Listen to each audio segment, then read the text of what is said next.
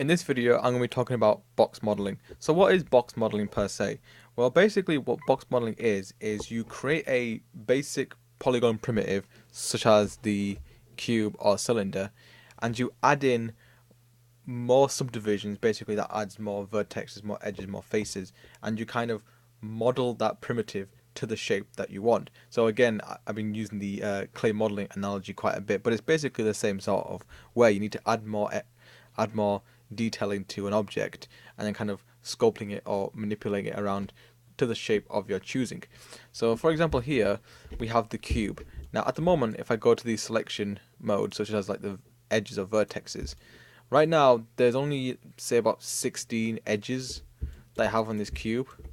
So I'm very limited into what I can actually shape this in. So I can kind of create a little something, but nothing really great. In order to actually add way more detail to this, I need to add subdivisions.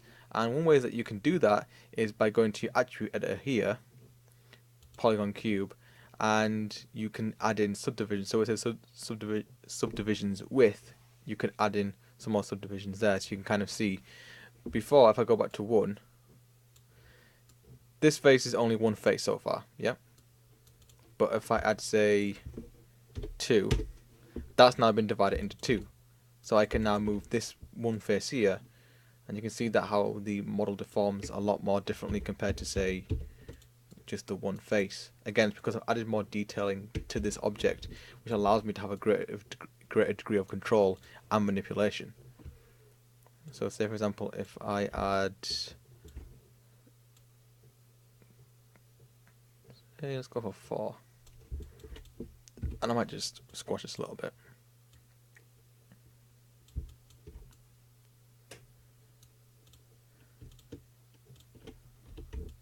So now I can select all these extra edges and start moving them out.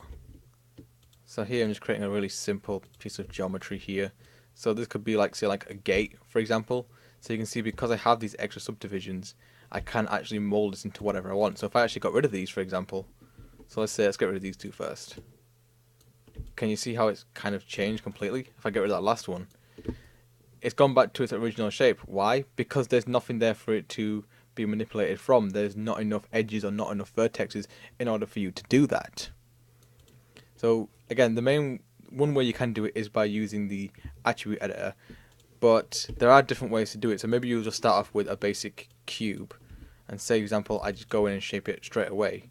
That can cause issues if you manipulate the model straight away, because then, yeah, it can kind of get a little bit funny like that. You can kind of see it's kind of deformed very awkwardly.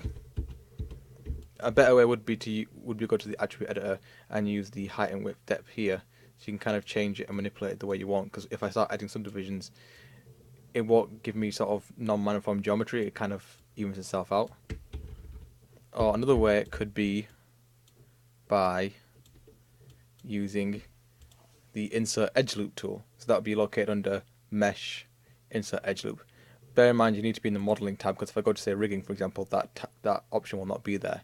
It's always in the modeling tab. So go to mesh, insert edge loop. So you can see now it's gone to selection mode. So basically, if I select any part of this model here, so for example any of these edges, it will create a edge loop for me. Oops.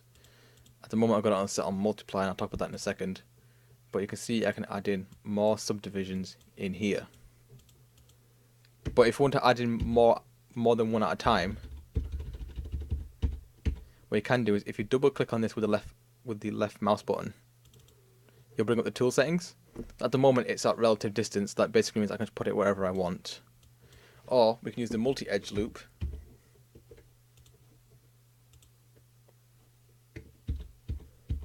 So I can change this to about, say, 3 or 4, and it will create 4 edge loops, as you can see here, and they'll be evenly spaced out as well. So it's the same width for all 4 of those. If you want them to be symmetrical, that's the best way of doing it.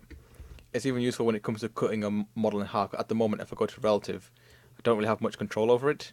So what I can do is just go to multiply edge loops and go down to 1, like so.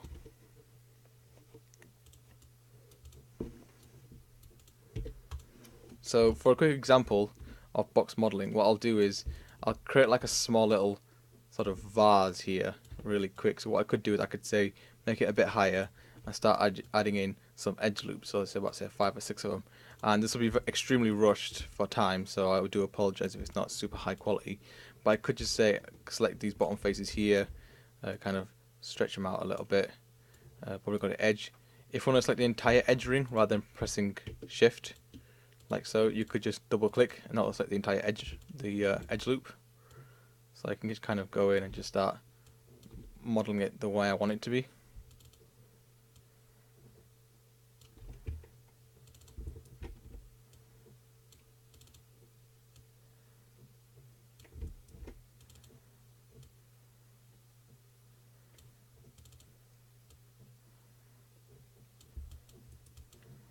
Might need to put in some more edge loops there. So let's just put this up a little bit higher.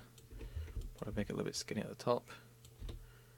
Bring it down a little bit. Add in some more edge loops. Oop, that's probably a bit too many. Probably about 2 would be enough. Just to kind of get a basic shape of it. Again, it's not the most amazing thing, but it's just kind of giving the impression of what you would do for box modeling.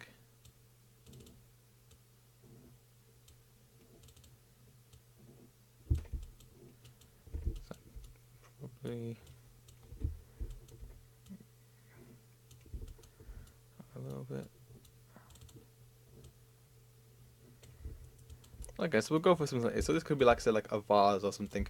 And the main thing is as well is once you completed these things, especially if it's going to be something that's really super high quality, you could say, for example, use it as a base mesh, and then send it to say Mudbox to kind of create like a super high detail thing. And here's a good example of some box modeling stuff. I've done something similar in the past. So you're starting off with a basic cube, adding in those subdivisions, and then just shaping it and adding more subdivisions, etc., to kind of get it to be more like a basic sort of mound of rock and dirt. And these bottom versions here are going to be like the high poly version that would have been made in ZBrush or Mudbox, and you'll take that high end detail and put it back onto the lower mesh version.